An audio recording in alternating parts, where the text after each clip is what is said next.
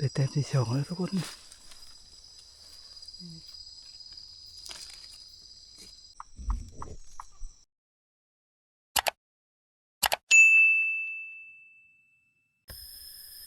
กับทักทายสบายดีแล้วก็สวัสดีพ่อแม่พี่น้องมิตรทุกคนมื้อนี้ก็เฮาก็เดินทางเข้าป่ากันครับทุกคนโอ้อยู่บ่ได้อยู่บ้านนี่หากินเนาะมันก็โอ้บ่แห้งเต็มแล้วยินดีต้อนรับครับช่วงปลาเกิดคนหากินทุกคนเนาะมื้อนี้ก็สิได้ไปหาอยู่หากินคือเก่าแต่ว่าเป็นทิศทางมื้อนี้ทุกคนไปทางไม้รอบ่มันสิมานบ่กับจักได้ดอกอย่างทุกคนเอิ้นว่าดอกจะโกบเนาะเห็นแต่เขาลงเฟซลงไลน์อยากกินนะเนาะบ่ได้กินโดนหลายปีแล้วอยากกินดอกจะโกบไปหาดอกจะโกบถ้าหากินหาอยู่แล้วเป็นอะไรก็ติดตามมาชมเนาะว่ามันที่หมานไปเลยได้ไปเลยนะทุกคนเนาะนี่ก็กำลังอยู่การเดินทางแล้วเดินทางทุกคน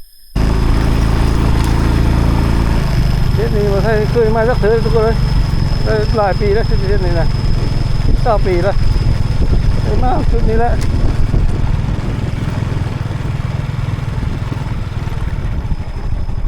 เป็นเส้นทางไปเรื่อยๆนี่วันจันทร์นี่ทีขึ้นปุ้นเหนื่อยหุ้ย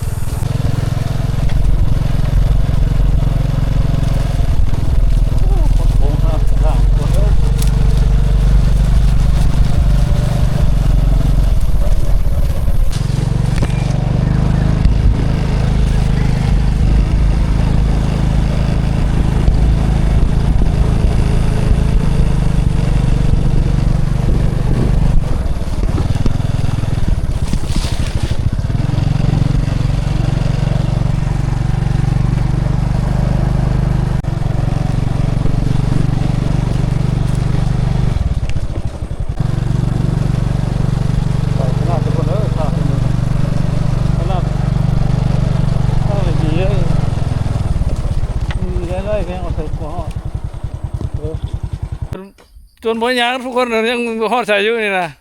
ความคิดว่าจะไปหาโดตะโกบแต่ว่าป้าทั้งนั้นมีแต่คนคือว่าดงนี่มาครบทีมงานอันมาต้องไม่แม่นบ่มาเห็นมาทำไมล่ะป้าคุณมันแม่นคนเฮาได้เนี่ยว่ะไม่พอหาเล่นกันดีพอสวัสดีกินข้าวแล้วเธอปลาอยู่ข้ามโปรโจ๊กนั่นเองมาไกลฮะเนาะโยเคยมาลองเมื่อเส้นนี้เห็นดอกโป๊กมาจากคนมาคนเดียวน อนใช่ไหมว่าจะไปนอนนี่แหละเอามากับปรีมืดทุกคนวันนี้ครับจะยังเลาะไปไกลๆแล้วก็การเลาะมาเลยไปนอนจนรถไปที่พักมาจอดไว้ทางคนเราก็ติดตามชมกันแจ้งนอนแจ้งเมื่ออื่นแล้วก็จังหาดอกตะโกบแล้วก็ตอน2-3 โมงได้กลับมื้อทุกคนบอกว่ามื้อที่ได้ไปกับทีมงานนัดกันละวันจันทร์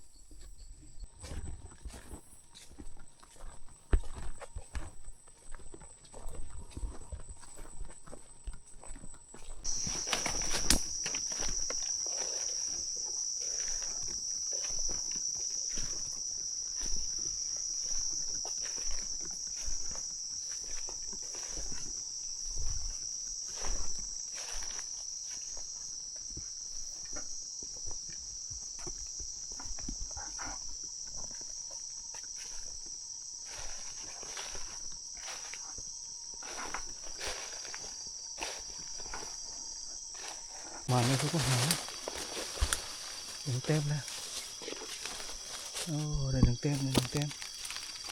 ดูสิเลยทุกคนเลยปุ๊ลงเลยเอาละเด้โอ้ยนี่ได้1 เต็มแล้วทุกคน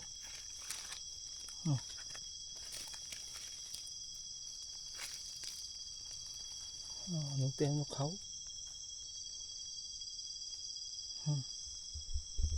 นี่จัดไปหนึ่งเต็มมาได้แล้วทุกคนมาได้แล้วแต้มที่สองได้แต้มที่สองแล้วทุกคน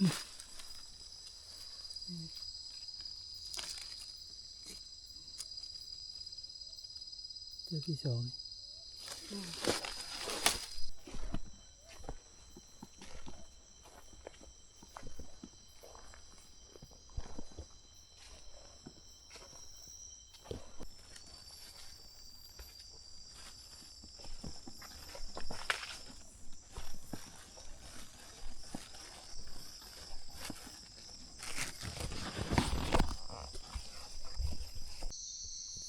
แต้มที่สามทุกคนนี่แต้มที่สาม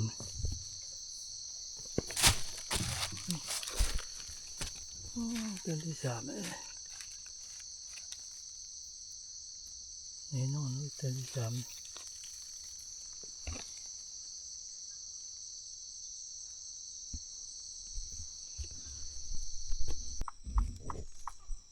จัดไปสามแต้มทุกคนเลยมานอยู่เลยสามแต้มก็เลยกินได้อยู่ได้เห็ดโป๊ะสามดอกทุกคนเดี๋ยวเราเห็ดโป๊ะเราแกงกินคนเดียวอันนั้นจงไปกินมื้ออื่นมื้อกินแต่บ้าน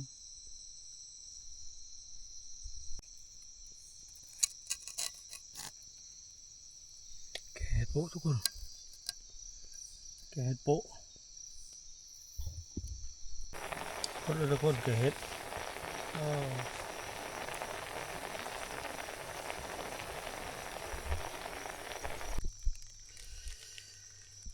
มาทุกคนมาเขาเรียกน้ำกันมา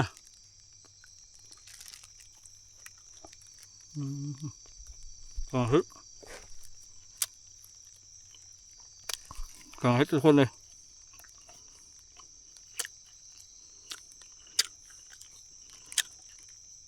เห็ดโป๊ะ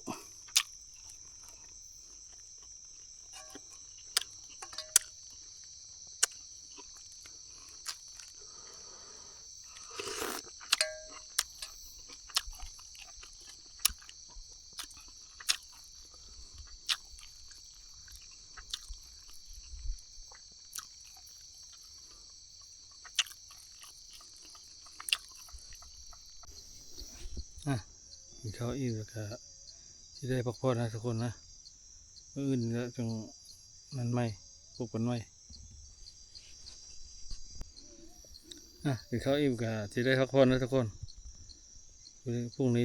พบกันไม่ที่นี่เรานอนคนเดียวทุกคนในมื้อนี้ได้ที่พักไม่มานอนที่พักกับเจ้ากลับบ้านแต่พวกนี้เราเห็นคนเห็นแต่พะยางเห็นแต่เครื่องของนะช่วงเสื้อผ้ามีจะเอานอนพักนึงครับมื้ออื่นเพื่อเอากลับบ้านโคนกดทุกคนเลยเขาได้เมื่อคืนนี่แหละตอนนี้ก็4 โมงกว่าแล้วได้ทุกคนเลย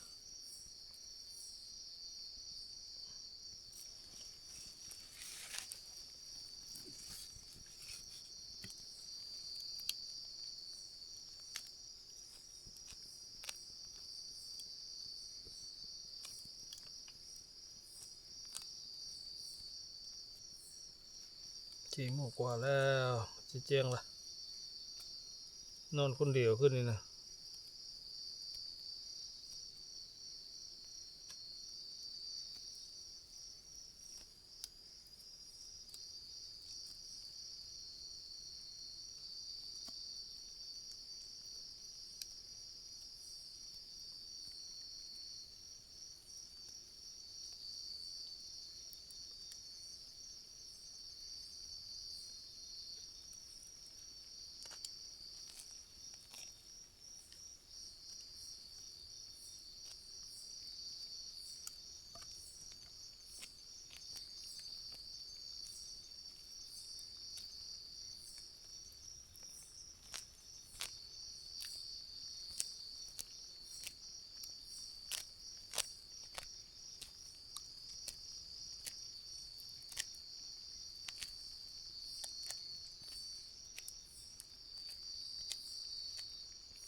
เขามาโคไว้จะมันหนาวคนเลย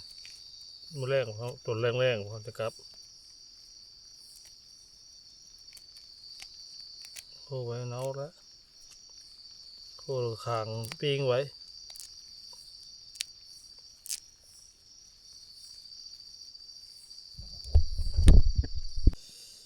นี่หนูทุกคน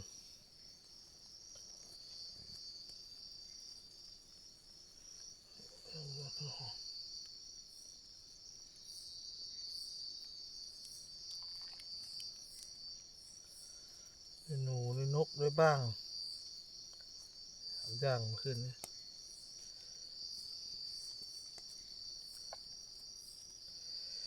โคไว้มันสิหนาวเลยเสมาลงคำพวก4 โมงแรงจะไม่โคไว้ย่างไว้นะจนแห้งๆมั่งๆมือแก่ที่3แล้วมันแค้นดอกตะโกบคนไหม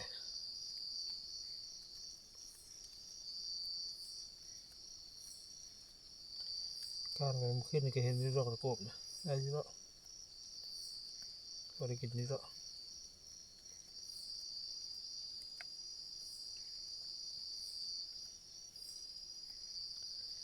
มือแกงมือนึ่งกันได้หลายเลย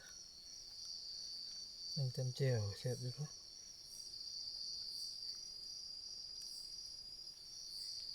ดอกตะโกบเลย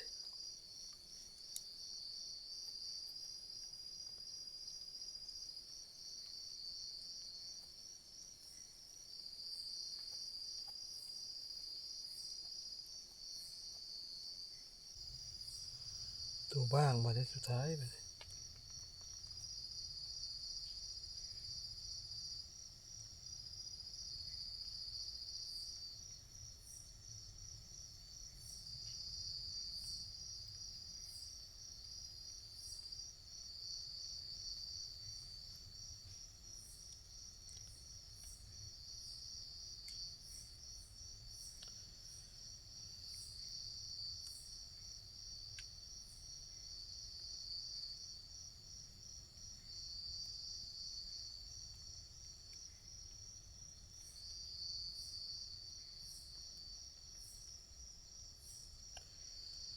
บ้างเลยลักเห็นเล่นจะพอ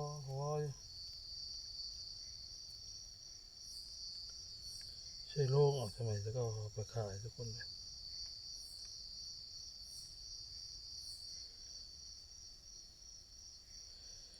เดี๋ยวนี้โอ้ยอึดเลยบ้างเลยใช้โล่งขายมืดละ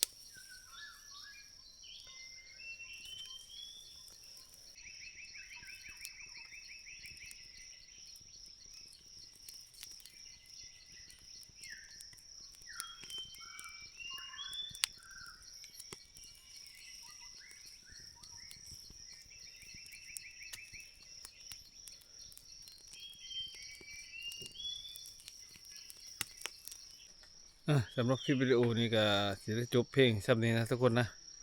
รอติดตามคลิปวิดีโอต่อไปว่ามันสิมานบอลได้ยังไงเนาะวิดีโอนี้ก็ได้มานอยู่3 แต้มขอขอบใจนะผู้ติดตามและรับชมแล้วก็ผู้ที่ให้กำลังให้ใจของบ้าเกิดผู้หากินเนาะอ่ะข อให้มีสุขภาพเข้มแข็งร่ำรวยๆเด้อมีเงินทองไหลมาเทมาเงินทองถ้ามีเงินใช้กันหลายๆขอบใจแล้วบ๊ายบาย